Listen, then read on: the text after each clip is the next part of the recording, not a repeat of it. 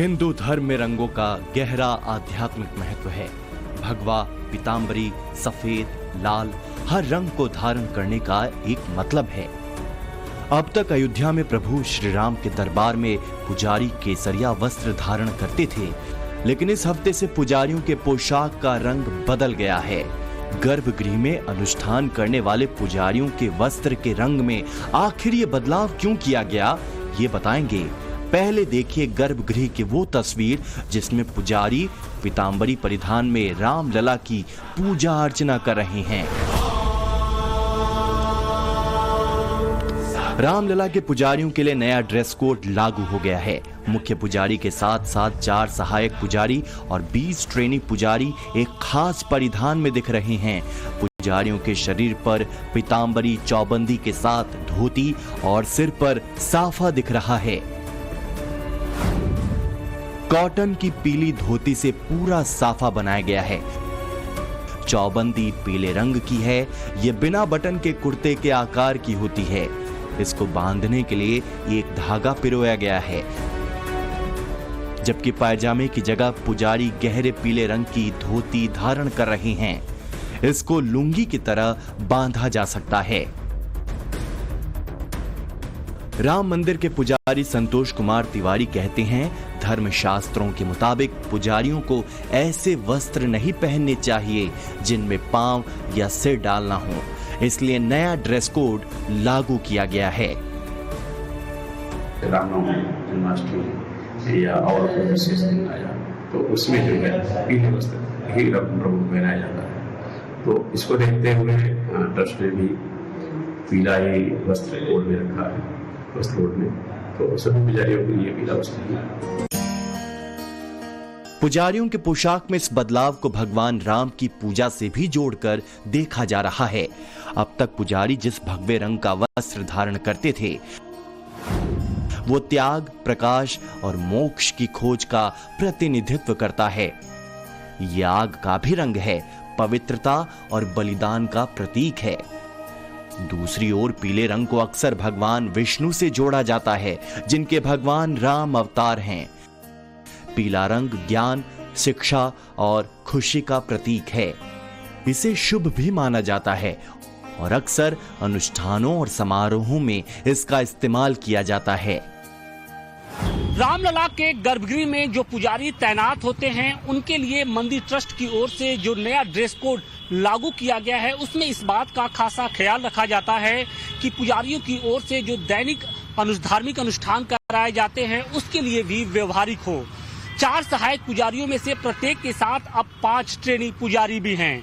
इन सभी ट्रेनी पुजारियों को बाकायदे धार्मिक रीति रिवाज सिखाए जाते हैं और इसके साथ ही नए ड्रेस कोड की बारीकियां भी सिखाई जा रही हैं, जिसमें पीले रंग की पगड़ी को किस तरीके से बांधना है वो भी शामिल है। रामलला के पुजारियों के नए परिधान के साथ साथ एक बड़ा अपडेट राम मंदिर को लेकर भी है।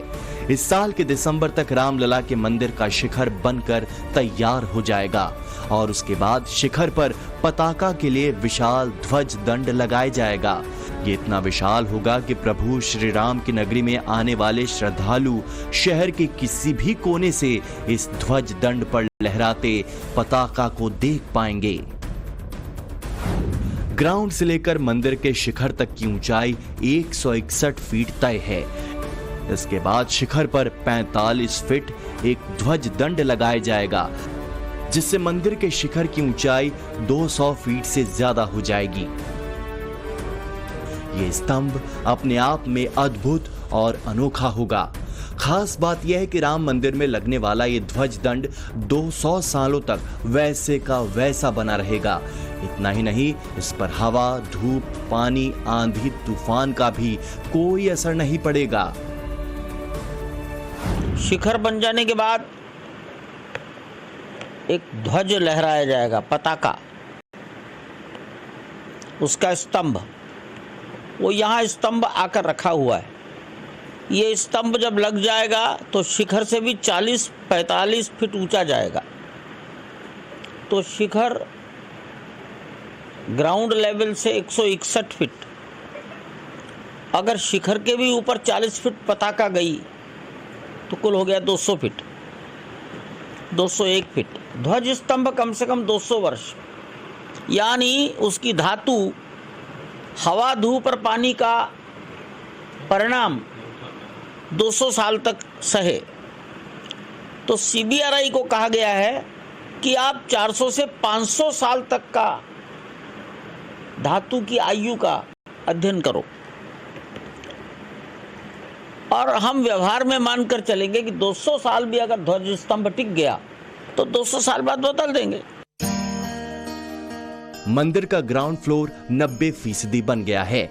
सेकंड फ्लोर का काम भी 70% पूरा हो चुका है। सेकंड फ्लोर पर 74 स्तंभों में से 60 स्तंभ स्थापित किए जा चुके हैं। परिसर में 800 मीटर लंबा परकोटा भी बन रहा है। परकोटे में 8 लाख घन फीट पत्थर लगने वाला है, जबकि 2.25 लाख घन फीट पत्थर लग चुका है। परकोटे में 6 मंदिरों का भी निर्माण कार्य चल रहा है। इसके अलावा परिसर में सप्त मंडपम की भी स्थापना की जा रही है। भगवान के मंदिर के पहली मंजिल पर राम दरबार आने वाला है। परकोटे में 6 मंदिर बनने वाले हैं। सप्त ऋषियों का मंदिर बनने वाला है। शेषावतार यानी लक्ष्मण जी का मंदिर बनने वाला है। संत तुलसीदास जी का एक मंदिर बनने वाला है। शिव पार्वती कहीं स्थापित होंगे। ये मूर्तियाँ कैसी हों, खड़ी की बैठी, इन सब बातों की बारीकी से चर्चा हुई है, और ये सभी मूर्तियाँ दिसंबर 2024 तक बनकर तैयार हो जाएंगी, इसकी पूरी संभावना है।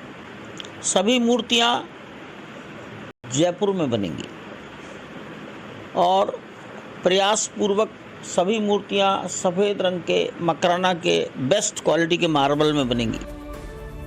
श्री राम जन्मभूमि तीर्थ क्षेत्र ट्रस्ट लगातार मंदिर की सुरक्षा की समीक्षा भी कर रहा है।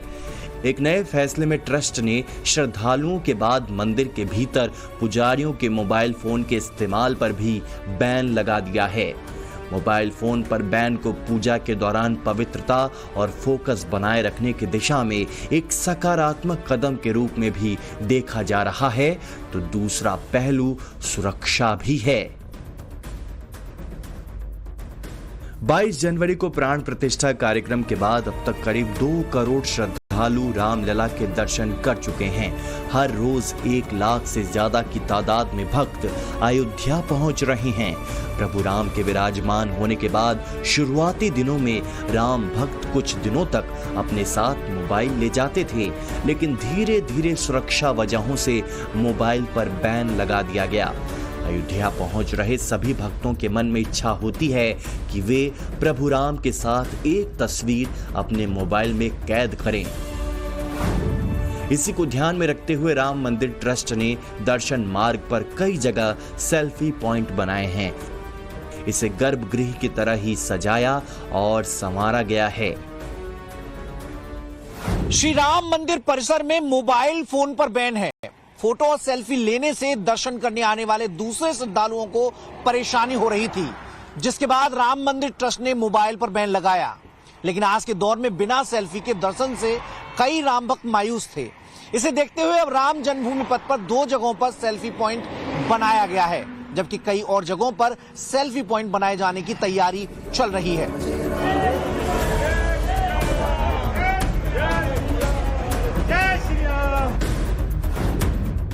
मई महीने में हर रोज करीब 60,000 श्रद्धालु रामलला के दरबार में पहुंच रहे हैं, जबकि जून महीने में रोजाना 61,000 से ज्यादा भक्तों ने रामलला के गर्भगृह में हाजिरी लगाई। शनिवार, रविवार और मंगलवार को भक्तों की संख्या 1 लाख के करीब पहुंच रही है।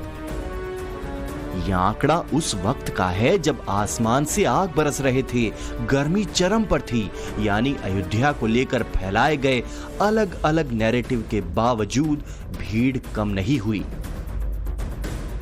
जो अयोध्या में पहुंचने वाले भक्तों को चुनाव से पूर्व बीजेपी के बनाए गए माहौल से जोड़ रहे थे और फिर अयोध्या में बीजेपी की हार के बाद राम भक्तों की निष्ठा पर सशंकित हो रहे थे।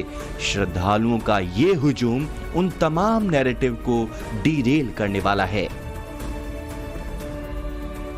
मोदी जी वापस प्रधानमंत्री बनेंगे तो हम एक बार जाके शीश टेकेंगे। अच्छा, इसलिए हम सब आए यहाँ। तो आप इसलिए आए हैं कि मोदी जी की दोबारा आने तीसरी बार प्रधानमंत्री बने इसलिए हम यहाँ पे सीट टेकने आए। इनको धन्यवाद देने भगवान राम को, उनका आशीर्वाद बना रहा मैं। ये बड़ी बात कह रहे हैं आप। हाँ, सच में था, इसलिए आए हम जोधपुर से, इसीलिए आए परिवार के साथ परिवार को इसीलिए लेकर आपने जो मानते हैं आज वो बिल्कुल मानते हैं श्री राम को, हम बिल्कुल मानेंगे। हाँ, यहाँ ये है कि थोड़ा राजनीतिक वजह से कुछ लोगों को थोड़ा सा बीजेपी को वोट जरूर कम मिले अयोध्या में, लेकिन ऐसा नहीं है, अगली बार हो सकता है भरपूर वोट मिलेंगे क्योंकि काम अच्छा हुआ है, तो थोड़ा लेट समझ में आएगा। रामलला की हमें इतनी अपेक्षा है, पूरा देश संतुष्ट है।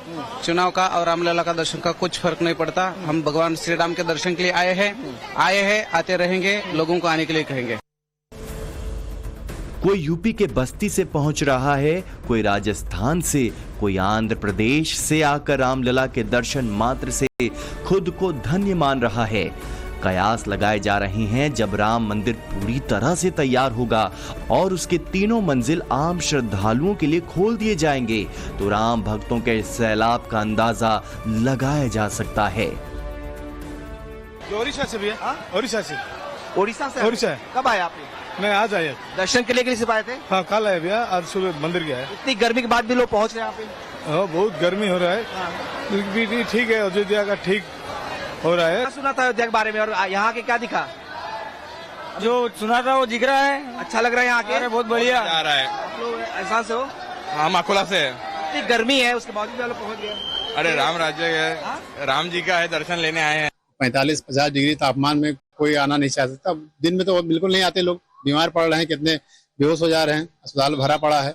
सुबह और शाम निकलते हैं, खूब भीड़ भाड़ है, कोई मतलब भीड़ में कमी नहीं है। पहले जैसा ही भीड़ है, सब कुछ वैसे ही चल रहा है। न तो अयोध्या में भक्तों का जोश थमा है और न ही बीजेपी अयोध्या में हार के बाद किसी अवसाद में है।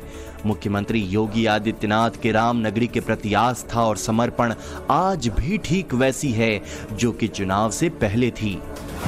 राम नगरी अयोध्या में वीवीआईपी गेस्ट हाउस बनाया जाएगा जिसमें वैष्णव परंपरा की झलक दिखेगी। इसकी ऊंचाई राम जन्मभूमि मंदिर से कम रहेगी।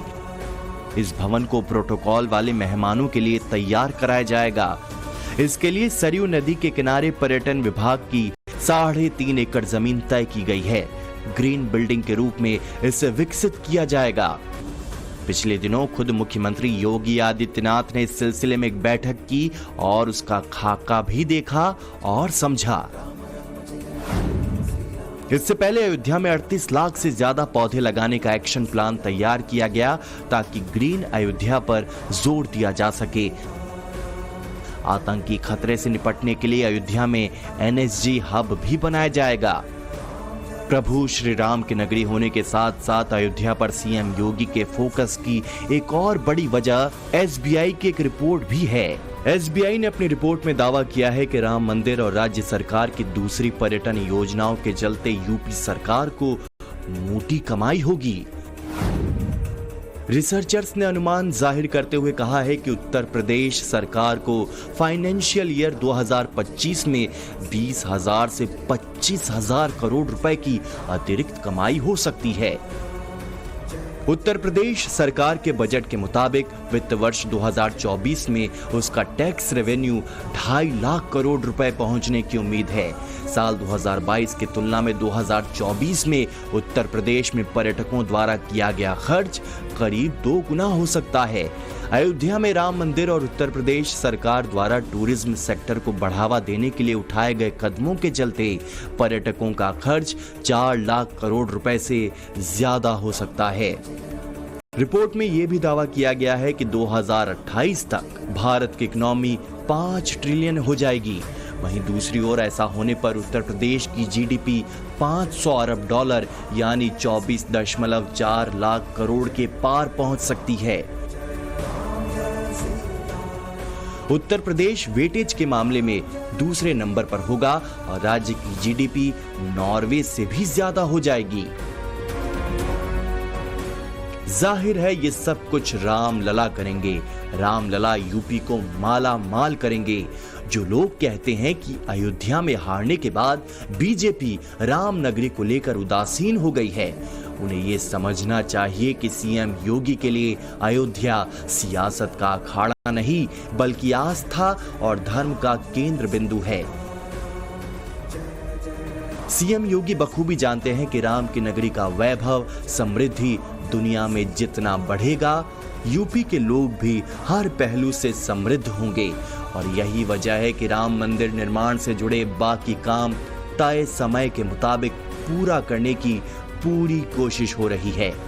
Bureau report, times now Navbharat.